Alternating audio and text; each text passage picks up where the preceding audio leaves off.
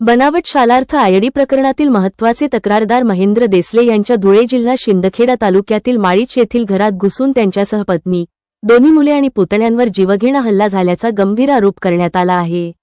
घरातील वस्तूंची तोडफोडही करण्यात आल्याचे सांगण्यात आले आहे. महेंद्र देसले यांनी या हल्ल्यामागे लोटन देविदास देसले उर्फ एल.डी.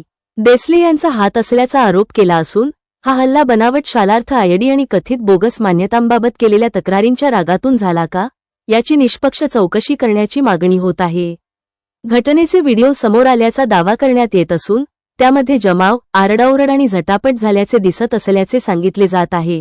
त्यामुळे पोलिसांनी व्हिडिओ, मोबाईल लोकेशन आणि इतर पुराव्यांची तपासणी करून संपूर्ण प्रकरणाचा छडा लावावा, अशी मागणी आहे.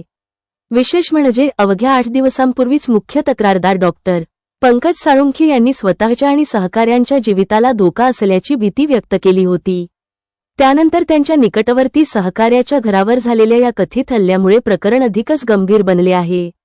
दरम्यान डॉक्टर पंकज साळुंखे यांनी हल्ल्यातील सर्व आरोपी आणि सूत्रधारांवर कठोर कारवाई करण्याची तसेच महेंद्र देसले व त्यांच्या कुटुंबाला तातडीने पोलीस संरक्षण देण्याची मागणी केली आहे.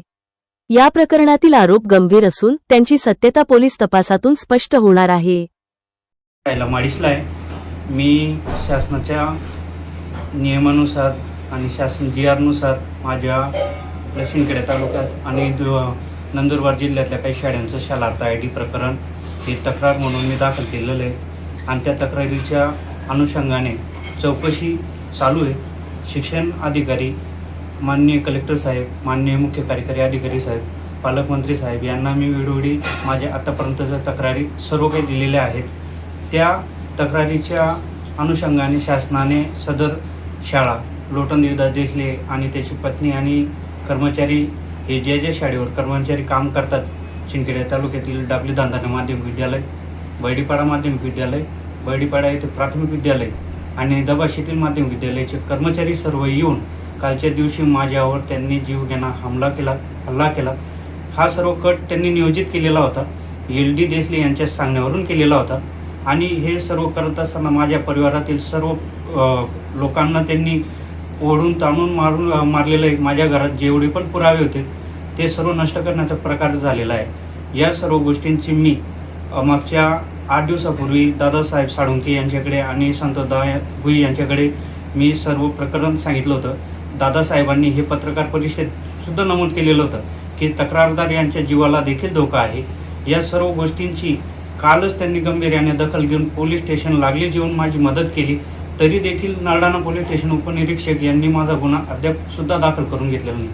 सदर प्रकरणात माननीय कलेक्टर साहेब, माननीय मुख्य कार्यकारी अधिकारी साहेब, माननीय शिक्षणाधिकारी धुळे, माननीय शिक्षणाधिकारी नंदुरबार आणि पोलीस अधीक्षक नंदुरबार, पोलीस अधीक्षक साहेब धुळे आणि उपनिरीक्षक आणि सर्वात महत्त्वाचे पालकमंत्री साहेब हेच माझ्या जीवाला जर काही बरं वाईट झालं तर या सर्व गोष्टींसाठी दोषी असतील आणि मला न्याय मिळावा या सर्व गोष्टींसाठी मी दादासाहेब साळुंखेकडे आलो होतो. दादासाहेबांनी मला आश्वासित केलेलं आहे की मी सर्व या पाठपुरावा करेल आणि दोषींवर आपण लवकरच गुन्हा दाखल करू आणि मला न्याय पाहिजे. माझ्या परिवारावर जर उद्या उठून माझ्यावर आणि माझ्या परिवारावर काही पण झालं तर संबंधित सर्व लोक, संस्थाचालक आणि प्रशासन हे जबाबदार असतील. मंत्री साहेबांना अगोदर या सर्व गोष्टींची पूर्वकल्पना दिली होती.